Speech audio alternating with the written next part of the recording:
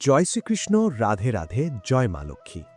নমস্কার বন্ধুরা, কৃষ্ণকথার নতুন একটি পর্বে আপনাদের স্বাগত জানাই। আশা করছি আপনারা সকলে ভগবানের কৃপায় ভালো আছেন এবং সুস্থ আছেন। সনাতন ধর্মাবলম্বীদের কাছে পৌষ মাস অত্যন্ত পবিত্র এবং আধ্যাত্মিক মহিমায় ভাসর একটি সময়। পৌষ মাসকে বলা হয় লক্ষ্মী লাভের মাস, কারণ এই সময় গ্রাম বাংলার ঘরে ঘরে নতুন ফসল ওঠে এবং নবান্নের আনন্দ উৎসব শুরু হয়। প্রকৃতি যখন শীতের চাদরে নিজেকে ঢেকে নেয়, তখন আধ্যাত্মিক জগতের দুয়ার খুলে যায়। শাস্ত্রীয় দৃষ্টিভঙ্গি থেকে দেখলে পৌষ মাসকে সৌভাগ্যের মাস বলা হয়।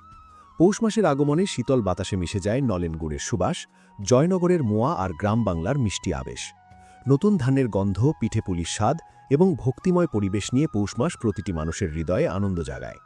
পবিত্র পৌষ মাসে কিছু খাবার খাওয়া যেমন জীবনের পক্ষে খুব ভালো বলে মনে করা হয়, তেমনি কিছু খাবার একদমই খাওয়া উচিত নয়। বিশেষ করে পৌষ মাসে ভুলেও খাবেন না এই তিনটি সবজি। নানান রোগব্যাধি, চরম আর্থিক কষ্ট এবং সংসারে অশান্তি আর দুর্ভাগ্য আসবেই। পৌষ মাসের পূর্ণিমা পরে পুষা বা তার সঙ্গে থাকা পূর্বাপর নক্ষত্রের কাছাকাছি, তাই এই মাসের নাম পৌষ্য। সনাতন হিন্দু ধর্মে পৌষ মাস বাংলা পঞ্জিকার নবম মাস এবং শীত ঋতুর অন্যতম প্রধান সময়। এই মাসকে বাংলার গ্রাম্য জীবন, কৃষি সংস্কৃতি ও ধর্মীয় ভাবনায় বিশেষ মর্যাদা স্থানে রাখা হয়েছে। সনাতন হিন্দু শাস্ত্রে বলা হয়েছে পৌষ মাস অত্যন্ত পবিত্র ও মাহাত্ম্যপূর্ণ। পদ্মপুরাণে উল্লেখ আছে পৌষ মাসের সংযম, দান, স্নান ও ভগবত ভক্তি করলে বহুগুণ বেশি ফল লাভ হয়। বিশেষ করে ভোরবেলা স্নান ও বিষ্ণু স্মরণ করলে পাপ ক্ষয় ঘটে এবং পুণ্য বৃদ্ধি পায়। স্কন্দপুরাণে পৌষ মাসকে তপস্যার মাস বলা হয়েছে। এই সময় উপবাস, ব্রত ও সংযম পালনের মাধ্যমে আত্মশুদ্ধি ঘটে এবং ভক্ত সহজেই ঈশ্বর কৃপা লাভ করে। বিষ্ণুপুরাণে উল্লেখ আছে যে পৌষ মাসে শ্রীহরির আরাধনা করলে পূর্বজন্মের পাপ নাশ হয়ে যায়। বিশেষ করে একাদশী, পূর্ণিমা ও সংক্রান্তির গুরুত্ব এখানে আলাদা করে বলা হয়েছে। মহাভারতে বলা হয়েছে পিতামহ ভীষ্ম সূর্যের উত্তরায়ণের অপেক্ষায় শরশয্যায় শুয়েছিলেন এবং পৌষ মাস থেকেই সূর্যের গতিপথ পরিবর্তনের সূচনা হয়, যা মোক্ষলাভের অনুকূল সময় বলে বিবেচিত। তাই পৌষ মাসকে আত্মমুক্তির প্রস্তুতির মাস বলা হয়। ভবিষ্যপুরাণে বলা হয়েছে পৌষ মাসের দান, বিশেষত অন্নদান, বস্ত্রদান ও তিল দান, অক্ষয় ফল প্রদান করে। এই মাসে দান করলে দারিদ্রতা দূর হয় এবং সৌভাগ্য বৃদ্ধি পায়। ধর্মসিন্ধু ও বিভিন্ন স্মৃতিশাস্ত্রে পৌষ মাসে ব্রহ্ম মুহূর্তে স্নান, সূর্যদেবকে অর্ঘ্য প্রদান ও নিত্যজপের বিশেষ প্রশংসা করা হয়েছে এবং এই মাসকে শুদ্ধাচারের শ্রেষ্ঠ সময় বলা হয়েছে। পৌষ মাসে দুটি একাদশী পড়েছে, পুত্রদা একাদশী এবং ষটতিলা একাদশী। এই মাসে একাদশী ব্রত পালন করলে অসীম ফল পাওয়া যায়। পৌষ মাসের শুরুতেই রয়েছে অগ্রহারিণী অমাবস্যা বা বকুল অমাবস্যা এবং এই মাসেই রয়েছে ধান্য লক্ষ্মী পূজা। এরপর আসছে ষটপঞ্চমী ব্রত, সাম্য দশমী এবং কুর্ম দ্বাদশী ব্রত। পৌষ মাসের পূর্ণিমার সঙ্গে রয়েছে ভগবান কৃষ্ণের পুষ্যাভিষেক যাত্রা এবং দেবী রঙ্গরাগ যাত্রা। পূর্ণিমা এবং সংক্রান্তিতে যথানীতি থাকছে শ্রী শ্রী সত্যনারায়ণ পূজা। মাসের শেষে অনুষ্ঠিত হবে পৌষ পার্বণ, মকর সংক্রান্তি, মকর স্নান এবং সোদর ব্রত। এর সঙ্গে রয়েছে শ্রী শ্রী টুসু পূজা, পৌষ সংক্রান্তি এবং গঙ্গাসাগর মেলা। শাস্ত্রমতে পৌষ মাসে সংযম পালন করলে পাপ ক্ষয় হয়, দান করলে অক্ষয় পুণ্য লাভ হয় এবং ভক্তি ও জপে দেবতার কৃপা সহজে মেলে। অন্যদিকে জ্যোতিষশাস্ত্র মতেও শনিদোষ, বাস্তুদোষ, গ্রহদোষের প্রতিকার, স্নান এবং দান করার জন্য পৌষ মাস বিশেষভাবে উল্লেখযোগ্য। নমস্কার বন্ধুরা, মায়াতারা টক্সের আজকের নতুন পর্বে আপনাদের সকলকে জানাই আন্তরিক শুভেচ্ছা ও স্বাগত। আজ আমরা জানব স্বয়ং ভগবান কৃষ্ণের বলা পৌষ মাসে কি করবেন আর কি করবেন না, এবং পৌষ মাসে কোন খাবার খাওয়া উচিত এবং কোন খাবার খাওয়া উচিত নয়। বিশেষ করে কোন তিনটি সবজি খাওয়া একদমই উচিত নয় এই মাসে। যে নিষিদ্ধ সবজিগুলি খেলে জীবনে ঘনিয়ে আসতে পারে চরম আর্থিক কষ্ট, পরিবারের সদস্যদের লেগে থাকবে নানান রোগব্যাধি, ঘরে এবং বাইরে অকারণে সৃষ্টি হবে অশান্তি, ব্যবসা বা চাকরির জায়গায় নানান রকম বাধা আসবে, রোজগার কমে যেতে পারে, সংসারে নেমে আসবে চরম দুর্ভাগ্য। আপনি পৌষ মাসে কোনো ব্রত পালন করুন অথবা না করুন, কিন্তু এই মাসে অবশ্যই শাস্ত্র অনুসারে নিষিদ্ধ খাবারগুলি এড়িয়ে চলুন। তাহলে আপনার বাড়ি থেকে বাস্তুদোষ দূর হবে আর সারা বছর মা লক্ষ্মীর কৃপা থাকবে। আপনি আর আপনার পরিবার সুরক্ষিত থাকবেন, সুস্থ থাকবেন। এছাড়াও আমরা জেনে নেব পৌষ মাসের অতি প্রাচীন এবং শক্তিশালী 5টি উপায় বা টোটকা, যে উপায়গুলো আপনার সংসারের আয় উন্নতি বৃদ্ধি করবে। বন্ধুরা, পৌষ মাসে সূর্যদেব দক্ষিণায়ন থেকে উত্তরায়ণের পথে অগ্রসর হন। শাস্ত্রে বলা হয় এই সময় সূর্যদেব সাধারণ মানুষের তপস্যা ও কষ্ট উপলব্ধি করেন এবং তাদের ওপর বিশেষ কৃপা বর্ষণ করেন। তাই পৌষ মাসে সূর্যদেবকে অর্ঘ্য প্রদান, ভোরে স্নান ও জপের বিশেষ মাহাত্ম্য রয়েছে। পুরাণ অনুসারে একসময় দেবতা ও ঋষিদের মধ্যে আলোচনা হচ্ছিল কোন মাসে তপস্যা করলে মানুষের অন্তরের অশুদ্ধতা দ্রুত দূর হয়। তখন ভগবান বিষ্ণু বলেন, শীতকালে যখন ইন্দ্রিয় সংযম সহজ হয় এবং প্রকৃতি স্থির থাকে, সেই সময় সাধনা সর্বাধিক ফলদায়ক হয়। এই কারণেই পৌষ মাসকে তপস্যার শ্রেষ্ঠ মাস বলা হয়। পুরাণ মতে সূর্যবংশের প্রতিষ্ঠাতা মহান রাজা ইক্ষ্বাকু ছিলেন ধর্মপরায়ণ ও প্রজাবৎসল শাসক। তার রাজত্বে প্রজারা সুখে শান্তিতে বসবাস করত। কিন্তু একসময় দৈবদোষে তার রাজ্যে ভয়াবহ দুর্ভিক্ষ নেমে আসে। অন্নের অভাব, রোগ, শোক ও দারিদ্র্যে প্রজারা কষ্ট পেতে থাকে। রাজা ইক্ষ্বাকু নিজেও এই দুঃখে গভীরভাবে ব্যথিত হন। রাজ্যের কল্যাণের উপায় জানতে তিনি বহু ঋষি ও মুনিদের আহ্বান করেন। ঋষিরা গভীরভাবে ধ্যান করে বলেন, হে রাজন, শীতকালে পৌষ মাসে সংযম, উপবাস, সূর্যের উপাসনা ও অন্নদান করলে দেবতারা প্রসন্ন হন এবং রাজ্যের দুঃখ দূর হয়। ঋষিদের পরামর্শে রাজা ইক্ষ্বাকু পৌষ মাসের প্রথম দিন থেকেই কঠোর পৌষ ব্রত পালন শুরু করেন।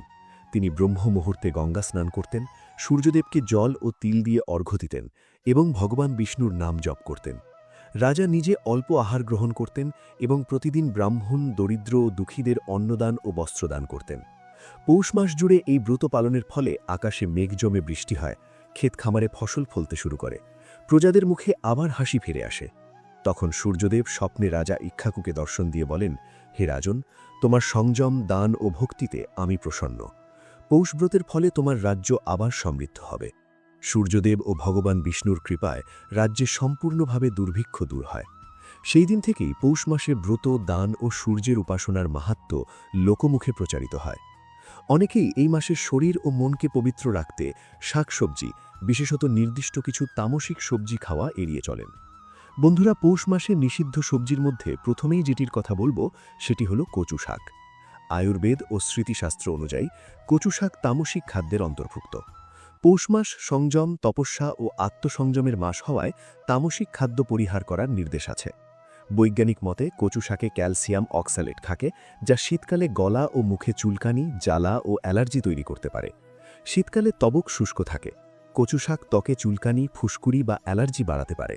তাই এই মাসে বাড়িতে কখনোই কচু শাক রান্না করবেন না এবং পরিবারের কোনো সদস্যই এই মাসে কচু শাকের তরকারি খাবেন না। এছাড়া পৌষ মাসে অতিরিক্ত ভাজাভুজি খাবার যতটা সম্ভব এড়িয়ে চলাই ভালো এবং বেশি তেল মশলা দেওয়া খাবার এই মাসে না খাওয়া উচিত। এই মাস যেহেতু ঋতু পরিবর্তনের সময়, তাই অত্যন্ত সাবধানে থাকা উচিত। রাত্রে শরীরে যাতে কোনোভাবেই হিম লেগে না যায় সেদিকে লক্ষ্য রাখবেন। ঠান্ডা থেকে রক্ষা পেতে সোয়েটার, চাদর এবং মোজা ব্যবহার করুন। শরীরে অন্য কোনো সমস্যা না থাকলে সারাদিনে অন্তত আধ ঘন্টা রোদে থাকুন। পৌষ মাসে প্রতিদিন তুলসী গাছে জল অর্পণ করুন ও সূর্যাস্তের পর প্রদীপ জ্বালান। তবে কোনোদিন সন্ধেবেলায় তুলসী গাছে জল দেবেন না, এটিকে অশুভ কাজ বলে ধরা হয়। শাস্ত্রে বলা হয়েছে, পৌষ মাসে নতুন বাড়ি তৈরি, গৃহপ্রবেশ এবং বিবাহ ইত্যাদি শুভ কাজ নিষিদ্ধ। বন্ধুরা, এই মাসে দ্বিতীয় নিষিদ্ধ সবজিটি হল ঝিঙে। পৌষ মাস তপস্যা, ব্রত ও আত্মসংযমের মাস। শাস্ত্রমতে এই সময় এমন খাদ্য গ্রহণ করা উচিত যা দেহকে স্থিত ও বলবান রাখে, কিন্তু ঝিঙে দেহকে দুর্বল ও শীতল করে বলে একে পৌষ মাসে অনুপযুক্ত ধরা হয়।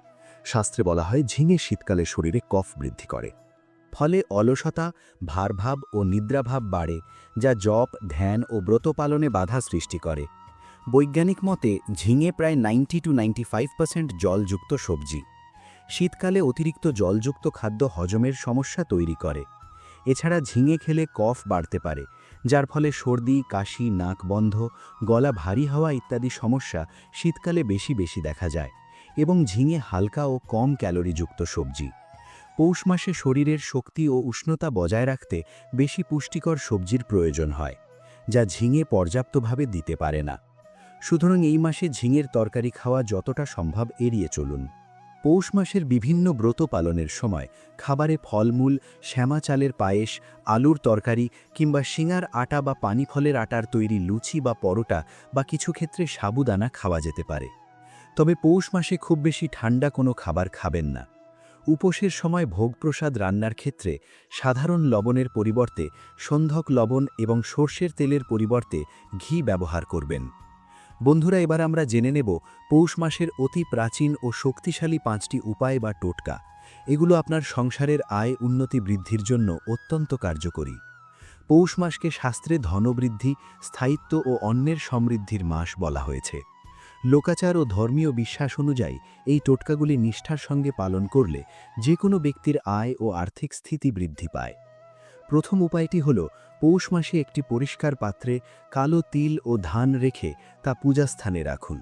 বিশ্বাস করা হয় এতে ঘরে ধন এবং অন্নের অভাব হয় না। দ্বিতীয় উপায়টি হল পৌষ মাসে প্রতিদিন সন্ধ্যার আগে ঘরের পূর্ব বা উত্তর পূর্ব কোণে ঘিয়ের প্রদীপ জ্বালান। এতে কর্মজীবনের অন্ধকার কেটে গিয়ে উন্নতির আলো আসে।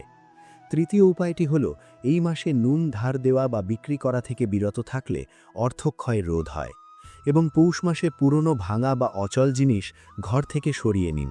এতে নেতিবাচক শক্তি দূর হয়ে আর্থিক গতিশীলতা আসে। এবার আসছি চতুর্থ উপায়টির কথায়। পৌষ মাসে বিশেষ করে সংক্রান্তি ও পূর্ণিমায় দরিদ্র ব্যক্তিদের চাল, গুড়, তিল বা কম্বল দান করলে অর্থকষ্ট দূর হয় ও আপনার অন্ন ভাণ্ডার পূর্ণ থাকে। পঞ্চম এবং শেষ উপায়টি হল পৌষ সংক্রান্তির ভোরে স্নান করে একটি তামার পাত্রে জল, লাল ফুল ও সামান্য গুড় মিশিয়ে সূর্যদেবকে অর্ঘ্য দিন। এতে কর্মক্ষেত্রের বাধা দূর হয় এবং আয়ের পথ খুলে যায়। বন্ধুরা, এবার আসছি পৌষ মাসের তৃতীয় নিষিদ্ধ সবজিটির কথায়। এটি হল মেথি শাক। শাস্ত্রমতে পৌষ মাসে এমন খাদ্য বর্জনীয় যা শরীরে অতিরিক্ত উত্তাপ, অস্বস্তি বা অস্থিরতা আনে। মেথি শাক টিপ্ত বাড়ায় বলে জ্বালা, রাগ ও অস্থিরতা সৃষ্টি করতে পারে।